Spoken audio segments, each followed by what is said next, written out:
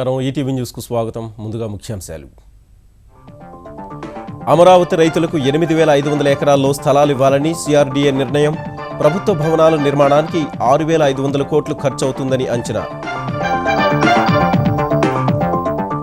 14,000 కోట్ల విద్యుత్ అప్పుల భారం మోయనున్న ఆంధ్రప్రదేశ్ ప్రభుత్వం. 13,000 పంచాయతీల్లో ఎల్ఈడీ వీధి దీపాల ఏర్పాటుకు కసరత్తు. తెలంగాణలో ప్రభుత్వ భూముల విక్రయం ప్రారంభం. రాయదుర్గంలో ఎకరాకు 29 కోట్లకు పైగా రికార్డు స్థాయి ధర.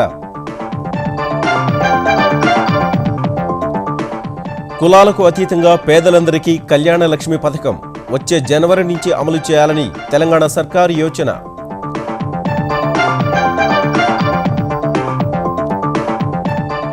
నేటి నుంచి పార్లమెంటు శీతాకాల సమావేశాలు.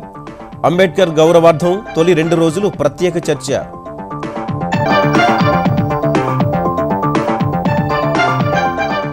భూగోళంపై తీవ్ర ప్రభావం చూపుతున్న ఎల్నినో. వచ్చే ఏడాది ఎండలు ఠారెత్తిస్తాయంటున్న ప్రపంచ వాతావరణ సంస్థ.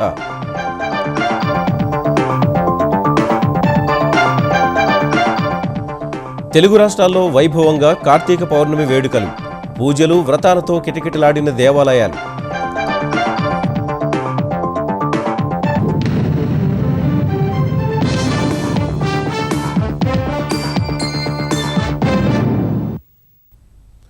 నవ్యాంధ్ర రాజధాని అమరావతిలో ప్రభుత్వ భవనాల నిర్మాణానికే 6,500 కోట్ల రూపాయల వ్యయం అవుతుందని రాజధాని ప్రాంత అభివృద్ధి సాధికార సంస్థ అంచనా వేసింది. ముఖ్యమంత్రి చంద్రబాబు అధ్యక్షతన సమావేశమైన సిఆర్డీఏ 2018 నాటికి ఎట్టి పరిస్థితుల్లోనూ ప్రభుత్వ భవన నిర్మాణాలన్నీ పూర్తి చేయాలని నిర్ణయించింది. నగర నిర్మాణానికి భూములిచ్చిన రైతులకు మొత్తం 8,500 ఎకరాల వరకు అభివృద్ధి చేసిన స్థలాన్ని జనవరి ఆఖరుకల్లా కేటాయించనున్నారు.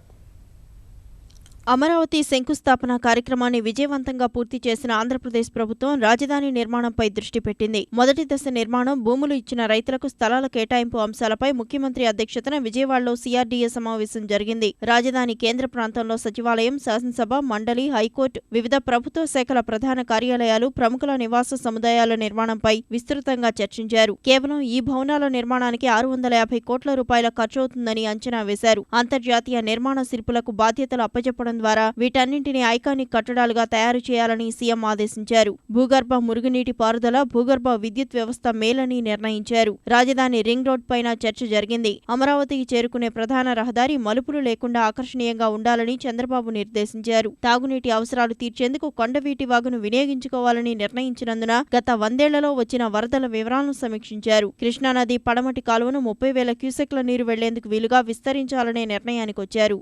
గవర్నమెంట్ కాంప్లెక్సెస్ మెయిన్ ఏదైతే ఉంటాయో, సెక్రటరియట్ కానీ, రాజ్భవన్ కానీ, హెచ్ఓడి బిల్డింగ్స్ కానీ, రెసిడెన్షియల్ క్వార్టర్స్ ఫర్ ఆఫీసర్స్ కానీ, ఇవన్నీ కట్టడానికి సుమారుగా 6,500 కోట్ల వరకు కావచ్చని ఒక ఎస్టిమేషన్ ఇచ్చారు. Other than infrastructure, electricity wires, high tension wires అన్నింటినీ అండర్ గ్రౌండ్ వేసేట్టుగానే వర్కౌట్ చేయమని ఎలక్ట్రిసిటీ డిపార్ట్మెంట్ వాళ్ళకి యాక్చువల్గా ఈరోజు ఆదేశించారు. రాజధాని నిర్మాణానికి భూములిచ్చిన రైతులకు ఫ్లాట్ల కేటాయింపుపైన సిఆర్డీఏ సమావేశంలో చర్చించారు. రైతులకు వారి గ్రామ సమీపంలోని భూములివ్వాలని నిర్ణయించారు. రైతుల వాటాగా 8,500 ఎకరాల అభివృద్ధి చేసిన స్థలం ఇవ్వాలని సిఆర్డీఏ నిర్ణయించింది. గృహ నిర్మాణానికి ఉపయోగించే స్థలాన్ని 125 చదరపు గజాల చొప్పున, వాణిజ్య ప్రాతిపదికన వినియోగించుకునే స్థలాన్ని 50 చదరపు గజాల చొప్పున ఫ్లాట్లుగా అభివృద్ధి చేసి రైతులకు కేటాయించాలని సిఆర్డీఏ ప్రతిపాదించింది. వీటిపై రైతుల అభిప్రాయాన్ని సేకరించి తుది నిర్ణయానికి రానున్నారు. సైజ్ ఆఫ్ ది ప్లాట్ రైతులతో డిస్కస్ చేసిన తర్వాత శ్రవణ్ గారిని, నన్ను, మన యొక్క మినిస్టర్ పుల్లారావు గారిని అందరినీ పోయి రైతులతో డిస్కస్ చేయమన్నారు. ఆ యొక్క 29 గ్రామాల్లో ఉండే రైతులతో డిస్కస్ చేసి వాళ్ళందరికీ అనుకూలంగా దాన్ని ఫైనలైజ్ చేయబడుతుంది. డిసెంబర్ 15వ తేదీ నాటికి బృహత్ ప్రణాళికకు తుది రూపు రానుంది. ఆ తర్వాతే రహదారుల నిర్మాణంపై స్పష్టత వస్తుంది. వారం రోజుల అనంతరం మరోసారి సిఆర్డీఏ సమావేశం నిర్వహించనున్నారు. అప్పుల్లో ఉన్న విద్యుత్ సంస్థలను గట్టెక్కించేందుకు ఆంధ్రప్రదేశ్ ప్రభుత్వం కీలక నిర్ణయం తీసుకుంది. ఇంధన శాఖపై సమీక్ష నిర్వహించిన ముఖ్యమంత్రి చంద్రబాబు కేంద్రం సహకారంతో 14,000 కోట్ల భారాన్ని భరించేందుకు సూత్రప్రాయంగా అంగీకరించారు. కేంద్రం నుంచి మరింత విద్యుత్ అందుబాటులోకి వచ్చినందున స్వల్పకాలిక ఒప్పందాలు రద్దు చేసుకోవాలని నిశ్చయించారు. విశాఖతో పాటు మరికొన్ని పట్టణాల్లో లాగే 12,919 పంచాయతీల్లో ఎల్ఈడీ వీధి దీపాలు ఏర్పాటు చేస్తున్నట్లు తెలిపారు. గృహ వినియోగానికి 2 కోట్ల బల్బులు పంపిణీ చేయాలని లక్ష్యంగా పెట్టుకోగా ఇప్పటికే 90,64,000 బల్బులు అందజేసినట్లు పేర్కొన్నారు. దీనివల్ల భారీగా విద్యుత్ ఆదా అవుతోందని అధికారులు వివరించారు. రాష్ట్రమంతటా అంతరాయం లేని నాణ్యమైన విద్యుత్ సరఫరా చేయాలని చంద్రబాబు ఇంధనశాఖ అధికారులకు సూచించారు. అందుకోసం గోదావరి పుష్కరాల్లో ఉపయోగించిన సాఫ్ట్వేర్ను వాడుకోవాలన్నారు. విద్యుత్ ప్రసారం నష్టాలు తగ్గించేందుకు ఇతర దేశాలు అవలంబిస్తున్న ఉత్తమ పద్ధతుల్ని అనుసరించాలని చెప్పారు. ఇసుక విధానం అమలులో తీవ్రమైన అవినీతి రాజ్యమేలుతోందని ఆరోపణలు వస్తున్న నేపథ్యంలో ఆంధ్రప్రదేశ్ ప్రభుత్వం దిద్దుబాటు చర్యలకు సిద్ధమైంది. ఇసుక విధానం అమలుపై ముఖ్యమంత్రి చంద్రబాబు నాయుడు ఇవాళ శ్వేతపత్రం విడుదల చేయనున్నారు. ఇసుక విధానంలో ప్రస్తుతం ఉన్న లోపాలను సరిదిద్దుకునేందుకు ప్రజల నుంచే అభిప్రాయాలు కోరాలని ప్రభుత్వం నిర్ణయించింది. గత ప్రభుత్వ హయాంలో ఉన్న ఇసుక మాఫియాను అరికట్టి మహిళలకు భాగస్వామ్యం కల్పించే ఉద్దేశంతోనే రాష్ట్రంలో ఇసుక విధానం అమలు చేస్తున్నట్లు ఈ శ్వేతపత్రం ద్వారా స్పష్టం చేయనున్నారు. ఇసుక విధానం అమలు సక్రమంగా జరిగేలా చేసేందుకు ఓ టోల్ ఫ్రీ నంబర్తో పాటు ప్రత్యేక వెబ్సైట్ను కూడా ఏపీ ప్రభుత్వం అందుబాటులోకి తేనుంది. ఆంధ్రప్రదేశ్లో చేనేత రుణమాఫీ కొలికి వస్తోంది. జిల్లాల వారీగా ఏ లబ్ధిదారుడికి ఎంత మేర రుణమాఫీ కానుంది అన్న వివరాలు 2-3 వారాల్లో ఖరారు కానున్నాయి. ప్రస్తుతానికి సుమారు 25,000 మంది లబ్ధిదారులకు 110,96 లక్షల రూపాయల రుణమాఫీకి రంగం సిద్ధమైంది. 2014 మార్చి 31 వరకు ఉన్న రుణాలను పరిగణలోకి తీసుకోనున్నారు. చేనేత కార్మికుడికి వ్యక్తిగత రుణం గరిష్టంగా 1,00,000 వరకు మాఫీ కానుంది. మరమగ్గాలకు 1,00,000 మాఫీ కానుంది. ఒక్కో చేనేత సహకార సంఘానికి గరిష్టంగా 5 లక్షల వరకు రుణమాఫీ పరిమితిగా నిర్ధారించారు. రుణమాఫీకి సంబంధించి నిబంధనలు పరిశీలించి అర్హుల్ని వారికి లభించే రుణమాఫీని నిర్ణయించేందుకు జిల్లా స్థాయిలో కమిటీలు డీఎల్సీలను కలెక్టర్ల అధ్యక్షతన నిర్ణయించారు. డీఎల్సీలు ఖరారు చేసిన నివేదికల్ని రాష్ట్ర స్థాయి కమిటీ పరిశీలించి ఆమోదించనుంది. అప్పుడు రుణమాఫీకి సంబంధించి లబ్ధిదారులకు చెక్కులు పంపిణీ ఉంటుందని అధికారులు వెల్లడించారు. దళిత గిరిజన వధువుల వివాహానికి సాయం కోసం అమలు చేస్తున్న కళ్యాణ లక్ష్మి పథకాన్ని వెనుకబడిన తరగతులు సహా అన్ని వర్గాల్లోని పేదలకు వచ్చే ఏడాది జనవరి నుంచి అందజేయాలని తెలంగాణ ప్రభుత్వం యోచిస్తోంది. ఈ పథకం విస్తరణ, దీనికయ్యే వ్యయంపై ప్రతిపాదనలు సమర్పించాలని సంక్షేమ శాఖకు తాజాగా ఆదేశాలు జారీ చేసింది. కులాలతో సంబంధం లేకుండా నిరుపేదలందరికీ దీన్ని అమలు చేస్తామని ముఖ్యమంత్రి కేసీఆర్ ప్రకటించారు. దీనిపై కార్యాచరణను ప్రభుత్వం వెంటనే చేపట్టింది. గత ఏడాది అక్టోబర్ 2 నుంచి చేపట్టిన కళ్యాణ లక్ష్మి, షాదీ ముబారక్ పథకాల కింద ఒక్కో వధువుకు 51,000 రూపాయల చొప్పున సాయం అందిస్తున్నారు. దారిద్ర్య రేఖకు దిగువన ఉన్న కుటుంబాలకు ఇది వర్తిస్తుంది. గ్రామీణ ప్రాంతాల్లో సంక్షేమ పథకాల అమలుకు 1,50,000, పట్టణ ప్రాంతాల్లో 2 లక్షలుగా ఆదాయ పరిమితిని ప్రభుత్వం పెంచింది. ఈ ఆదాయ పరిమితి గల కుటుంబాల్లోని వధువులందరికీ ఈ పథకం వర్తించే వీలుంది.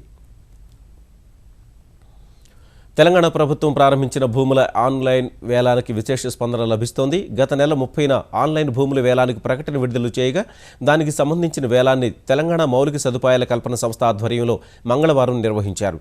రాయదుర్గంలోని భూమిని ఎకరాకు 29,28 లక్షల రూపాయలకు అరబిందో ఫార్మా కంపెనీ కొనుగోలు చేసింది. ఇదే ప్రాంతంలోని మరో చోట ఎకరాకు 24,88 లక్షల రూపాయల ధర చెల్లించి 3.65 ఎకరాల భూమి సొంతం చేసుకుంది. నయా ఇన్ఫ్రా కంపెనీ ఎకరాకు 24,20 లక్షలు చెల్లించి 2 ఎకరాల భూమిని కొనుగోలు చేసింది. ఎకరాకు 22,02 లక్షలు వెచ్చించి 3 ఎకరాల స్థలాన్ని సైమెడ్ ల్యాబ్స్ కంపెనీ సొంతం చేసుకుంది. మడికొండ, కోకాపేట ప్రాంతాల్లో నివాస గృహ నిర్మాణాల కోసం కేటాయించిన భూముల్ని రికార్డు స్థాయి ధరకు కొనుగోలు చేసేందుకు పలు కంపెనీలు ముందుకొచ్చాయి. అసహనం, దాద్రి సంఘటనలపై విపక్షాల విమర్శలు కొనసాగుతున్న వేళ నేటి నుంచి పార్లమెంట్ శీతాకాల సమావేశాలు ప్రారంభం కానున్నాయి. ప్రభుత్వంపై మూకుమ్మడి దాడికి విపక్షాలు సిద్ధమైన నేపథ్యంలో సమావేశాలు వాడివేడిగా జరిగే సూచనలు కనిపిస్తున్నాయి. సుమారు నెల రోజుల పాటు జరగనున్న ఈ సమావేశాల్లో వస్తు సేవల పన్ను సహా పలు కీలక బిల్లుల్ని ఆమోదింపు చేసుకోవాలని కేంద్ర ప్రభుత్వం భావిస్తోంది. విపక్షాల ఆందోళనతో పార్లమెంటు వర్షాకాల సమావేశాలు తుడిచిపెట్టుకుపోగా నేటి నుంచి జరగనున్న శీతాకాల సమావేశాల్లో సైతం అదే పరిస్థితి పునరావృతం అయ్యే అవకాశాలు కనిపిస్తున్నాయి. దేశంలో అసహనం పెరిగిపోతుందంటూ సాహితీ, వైజ్ఞానిక, సినీ ప్రముఖులు అవార్డులు తిరిగి ఇచ్చేసిన అంశం దాద్రి సంఘటనపై విపక్షాలు ముప్పేట దాడికి సిద్ధమవుతున్నాయి. అసహనం అంశంపై చర్చకు ఇప్పటికే విపక్షాలు నోటీసులు ఇచ్చిన నేపథ్యంలో పార్లమెంటు సమావేశాలు వాడివేడిగా జరిగే అవకాశాలు ఉన్నాయి. సభ సజావుగా సాగేందుకు సహకరిస్తామని హామీ ఇచ్చినప్పటికీ ఈ అంశంపై ప్రభుత్వాన్ని గట్టిగా నిలదీయాలని విపక్షాలు భావిస్తున్నాయి. రాజ్యాంగ నిర్మాత అంబేద్కర్ 125వ జయంతిని పురస్కరించుకొని సమావేశాల తొలి 2 రోజులు రాజ్యాంగంపై ప్రత్యేక చర్చ జరగనుండగా సోమవారం నుంచి విపక్షాలు లేవనెత్తిన అంశాలు ప్రస్తావనకు రానున్నాయి. సంస్కరణల వేగవంతానికి పలు కీలక బిల్లులను ఆమోదింపజేసుకోవాలని భావిస్తున్న కేంద్ర ప్రభుత్వం పార్లమెంటు శీతాకాల సమావేశాల్లో ఆ దిశగా ముందడుగు పడగలదని ఆశిస్తోంది. జీఎస్టీ సహా మరో 7 కీలక బిల్లులను ఆమోదింపజేసుకోవాలని కేంద్రం భావిస్తోంది. సుదీర్ఘకాలంగా పెండింగ్లో ఉన్న బిల్లుల ఆమోదానికి కాంగ్రెస్ సహా ఎవరితో అయినా చర్చించేందుకు సిద్ధంగా ఉన్నట్లు పార్లమెంటరీ వ్యవహారాల మంత్రి వెంకయ్య నాయుడు తెలిపారు. We are also keen to get this GST and also negotiable instrument and also the other important bills to be passed in this session. It was also decided that we must have a dialogue with the Congress party and discuss with them about what are the points they are raising with regard to GST and try to find a way out for getting it approved in Parliament.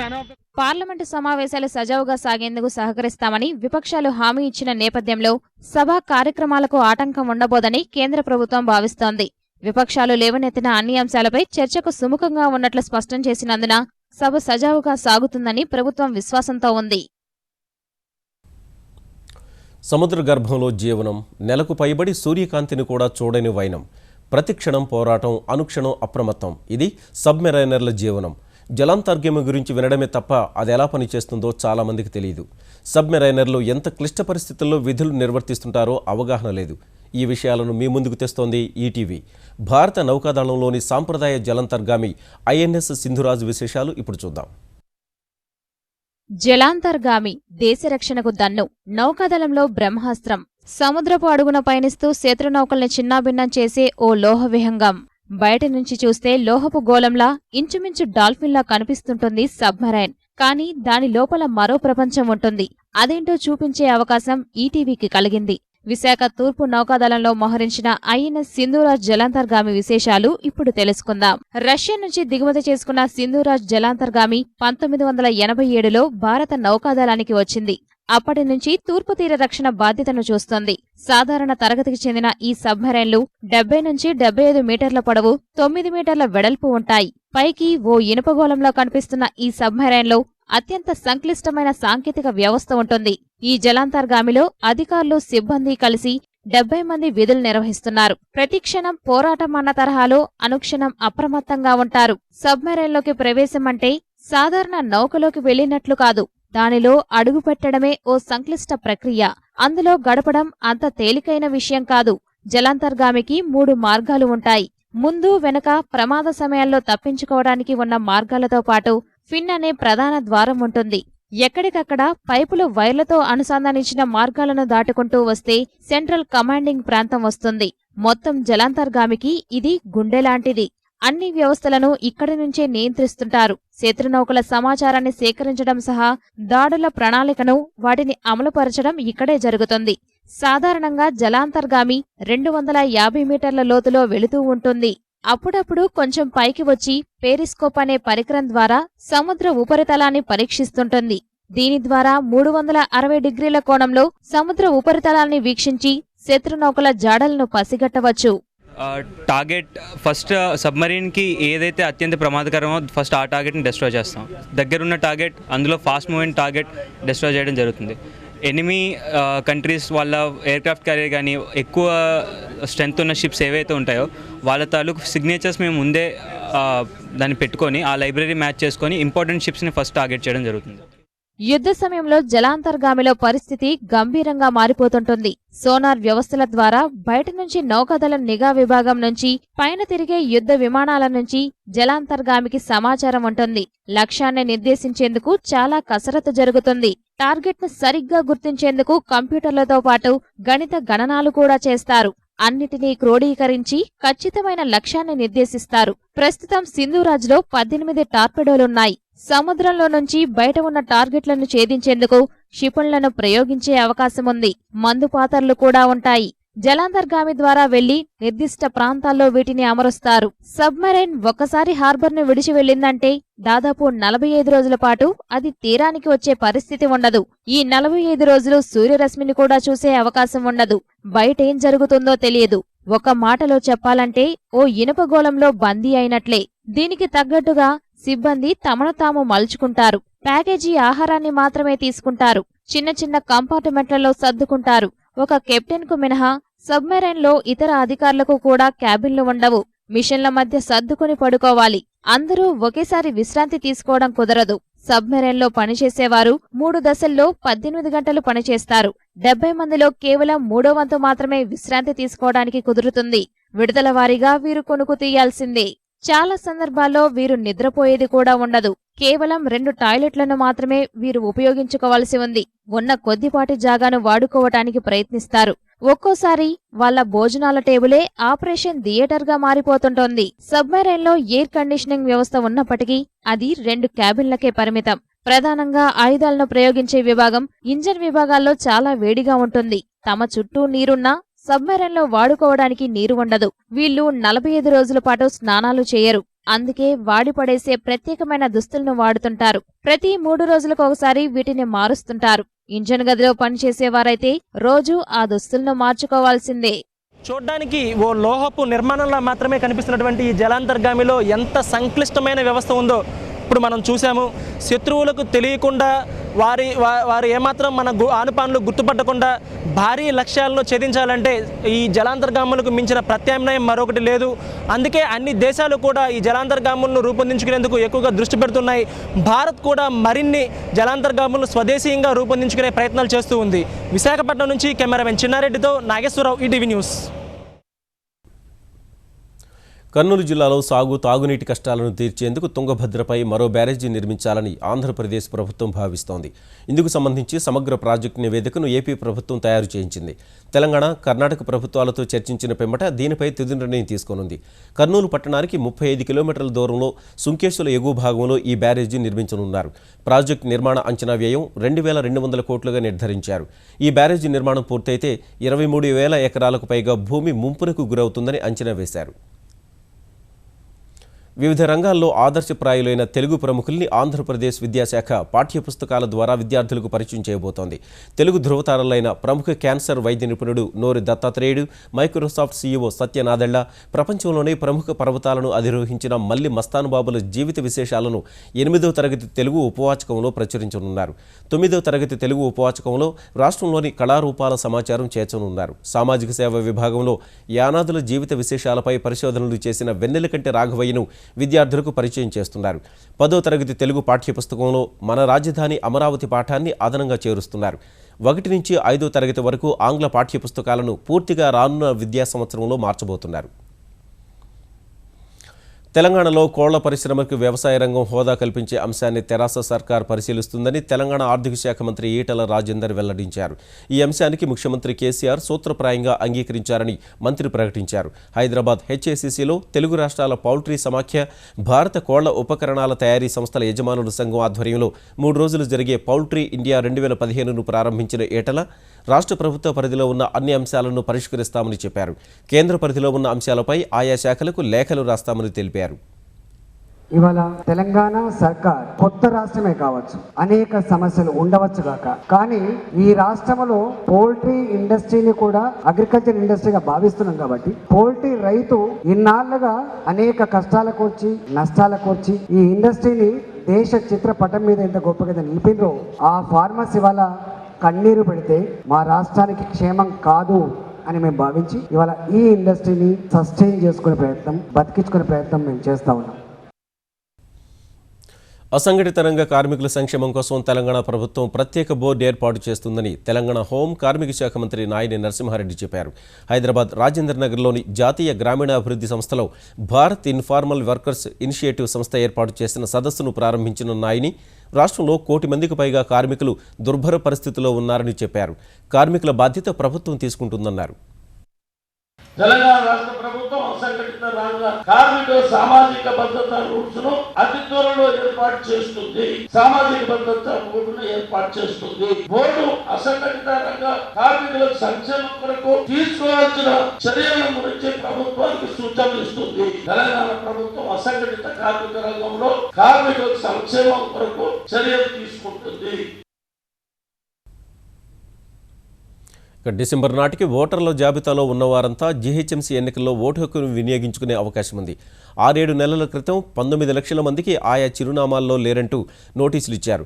తొలగింపు నోటీసులు అందుకున్న వారిని ఏం చేయాలనే దానిపై కేంద్ర ఎన్నికల సంఘం నిర్ణయం తీసుకోకపోవడం వల్ల వారి పేర్లు యథాతథంగా ఉంచనున్నారు. నగరంలో ఇప్పటికే 6 లక్షల మంది ఓట్లను తొలగించినందున పెద్ద ఎత్తున ఆందోళన నెలకొంది. ఈ క్రమంలో తక్షణం చర్యలు తీసుకోకూడదని ఈసీ భావించింది. దీనిపై ఎలా ముందుకు వెళ్లాలి అనే దానిపై స్పష్టత ఇవ్వాలని సీఈఓ కార్యాలయం 2 సార్లు కోరినా ఈసీ ఎలాంటి ఆదేశాలు ఇవ్వలేదు. ఫలితంగా వచ్చే నగరపాలక సంస్థ ఎన్నికల్లో ఈ 19 లక్షల మంది ఓటు హక్కు వినియోగించుకోనున్నారు. కార్తీక పౌర్ణమి వేళ తెలుగు రాష్ట్రాల్లోని ఆలయాలు ఆధ్యాత్మిక శోభతో అలరారాయి. తిరుపతిలోని కపిల తీర్థంలో కార్తీక దీపం వెలిగించి శివపూజ నిర్వహించారు. కార్తీక దీపాన్ని చూసేందుకు వచ్చిన భక్తులతో కపిల తీర్థం కిక్కిరిసిపోయింది. ప్రముఖ శైవ క్షేత్రం శ్రీశైలంలో కూడా కార్తీక పౌర్ణమి వేడుకలు ఘనంగా జరిగాయి. పాతాళగంగలో పుణ్యస్నానాలు ఆచరించిన భక్తులు కృష్ణమ్మకు హారతిచ్చారు. కర్నూలు వినాయక్ ఘాట్ వద్ద కూడా భక్తులు పెద్ద ఎత్తున కార్తీక దీపాలు వెలిగించారు. రాజమండ్రి కోటిలింగాల ఘాట్ వద్ద నిర్వహించిన లక్ష దీపోత్సవానికి పెద్ద ఎత్తున భక్తులు తరలివచ్చారు. కడపలోని పలు శివాలయాలు కూడా కార్తీక శోభతో అలరారాయి. కరీంనగర్ జిల్లా కాళేశ్వరం క్షేత్రంలో కూడా ప్రత్యేక పూజలు నిర్వహించారు. ఉదయం నుంచే భక్తులు గోదావరిలో పుణ్యస్నానాలు ఆచరించారు. వేములవాడ శ్రీ రాజరాజేశ్వర స్వామి దేవస్థానంలో జ్వాలాతోరణం వైభవంగా నిర్వహించారు. ఈ సందర్భంగా ఆలయంలో దీపోత్సవం కార్యక్రమం కన్నుల పండుగగా జరిగింది. శ్రీ రాజరాజేశ్వర స్వామి వారికి మహాపూజను వైభవంగా నిర్వహించారు.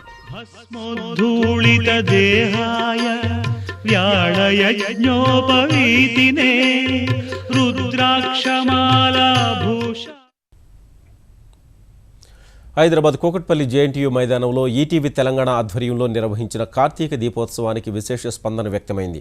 పెద్ద ఎత్తున మహిళలు విచ్చేసి కార్తీక దీపారాధన చేశారు. కార్తీక పౌర్ణమి కూడా కావడం వల్ల భారీగా భక్తులు విచ్చేశారు.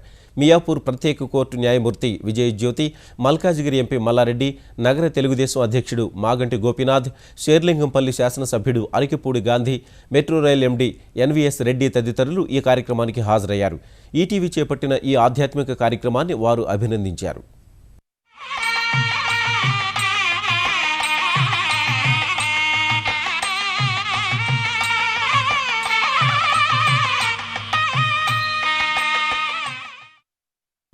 ప్రధాని నివాసంలో బుధవారం ఎన్డీఏ భాగస్వామ్య పక్షాల సమావేశం జరిగింది. ఎన్డీఏ సమావేశాలు ప్రతి 2 నెలలకోసారి నిర్వహించడానికి తగిన యంత్రాంగాన్ని రూపొందించాలని కేంద్ర మంత్రి వెంకయ్యనాయుడికి మోదీ సూచించారు. పట్టణ స్థానిక సంస్థల బలోపేతానికి చర్యలు తీసుకోవాలని ఎన్డీఏ నేతలు అభిప్రాయపడ్డారు. ఇందుకోసం కేంద్రం, రాష్ట్రాల్లో ఒక వ్యవస్థ ఉండాలని ప్రధాని అన్నారు. ప్రధాని నివాసంలో భాజపా పార్లమెంటరీ పార్టీ కార్యనిర్వాహక వర్గం సమావేశం కూడా జరిగింది. ఈ భేటీకి పార్టీ సీనియర్ నేతలు అడ్వాణీ, మురళీ మనోహర్ జోషి కూడా హాజరయ్యారు.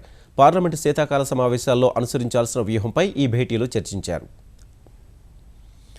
ఎల్నినో మానవ ప్రేరేపిత భూతాపం కారణంగా వచ్చే ఏడాది ఎండలు మండిపోనున్నాయి. ప్రపంచ వాతావరణ సంస్థ ఈ విషయాన్ని ధృవీకరించింది. ఈ ఏడాది అత్యధిక ఉష్ణోగ్రతల సంవత్సరంగా నమోదు కాగా వచ్చే ఏడాది ఈ రికార్డు చెరిగిపోతుందని ప్రపంచ వాతావరణ సంస్థ అంచనా వేసింది. ఈ ఏడాది సాధారణం కన్నా 1 సెల్సియస్ అధిక ఉష్ణోగ్రత నమోదైనట్లు వెల్లడించింది. ఈ నివేదిక నేపథ్యంలో వచ్చే వారం వాతావరణ మార్పులపై ఫ్రాన్స్ రాజధాని ప్యారిస్లో జరిగే ప్రత్యేక సమావేశం ప్రాధాన్యతను సంతరించుకుంది. పగటి ఉష్ణోగ్రతలు 2 డిగ్రీలు మించి పెరగకుండా తీసుకోవాల్సిన చర్యలపై ఈ సమావేశంలో చర్చించే అవకాశం ఉంది. త్వరలో ప్యారిస్లో జరగనున్న వాతావరణ మార్పుల సదస్సులో భారత్ ఓ సవాలుగా మారనుందని హెచ్చరిస్తూ అమెరికా విదేశాంగ మంత్రి జాన్ కెర్రీ చేసిన వ్యాఖ్యలపై భారత్ గట్టిగా స్పందించింది. ఉద్దేశపూర్వకంగా చేసిన ఈ ప్రకటన అభివృద్ధి చెందుతున్న దేశాల మధ్య విభజన తెచ్చేందుకేనని విమర్శించింది. గ్రీన్ హౌస్ వాయు ఉద్గారాలను తగ్గించే విషయంలో అభివృద్ధి చెందిన దేశాలు తమ బాధ్యతలను తగ్గించుకునే ఎలాంటి యత్నాలనైనా సదస్సులో భారత్ గట్టిగా వ్యతిరేకించనున్నట్లు ప్రభుత్వ వర్గాలు పేర్కొన్నాయి. వాతావరణ మార్పులపై పోరాటంలో సాంకేతిక పరిజ్ఞానాన్ని అభివృద్ధి చెందుతున్న దేశాలకు బదిలీ చేసే అంశంపైన భారత్ దృష్టి పెట్టింది. ఉద్గారాలను విడుదల చేస్తున్న దేశాల్లో 4వ అతిపెద్ద దేశంగా భారత్పై వేస్తున్న ముద్ర విషయాన్ని గట్టిగా వ్యతిరేకించనున్నట్టు తెలుస్తోంది. మతపరమైన గ్రంథాలు, దేవుళ్ల పేర్లపై ఏ ఒక్కరికి ప్రత్యేక హక్కులు లేవని సుప్రీంకోర్టు అభిప్రాయపడింది. రామాయణం, ఖురాన్, బైబిల్, గురు గ్రంథ్ సాహిబ్ వంటి పవిత్ర గ్రంథాల పేర్లతో సరుకుల్ని మార్కెట్లో విక్రయించవద్దని justice Ranjan Gogoi, justice R K అగర్వాల్తో కూడిన ధర్మాసనం వ్యాఖ్యానించింది.